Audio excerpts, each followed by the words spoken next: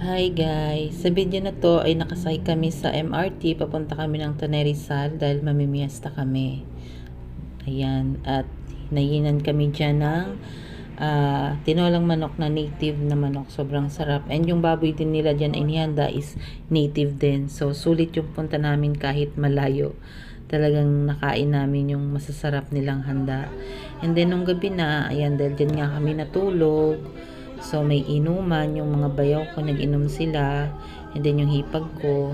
Kami mga babae naman nagbibidyoke. Tapos, yung mga lalaki sila, yung nagiinom. So, hindi naman sobra pang mga lasing. Tamang ano lang.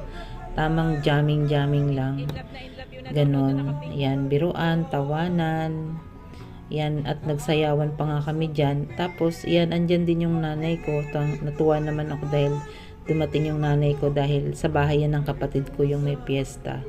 So, chinat ko yung mga pamangkin ko. Sabi ko, papuntahin si nanay. So, awa naman ng Diyos is nakarating naman si nanay. At syempre, pag mga ganyang mga handaan, gustong gusto rin niya ni nanay kasi hindi naman siya umiinom kasi may edad na nga siya. Mag 65 na siya. Mag 66 na siya.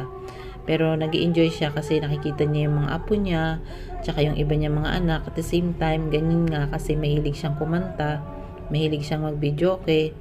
So yun, enjoy na enjoy siya. At saka minsan lang kami magkita ng nanay ko isang beses sa isang taon. Kaya masayang masaya siya pag dumadating ako dyan. Yan, kaya masaya rin naman ako dahil nakikita kong okay siya at malusog siya.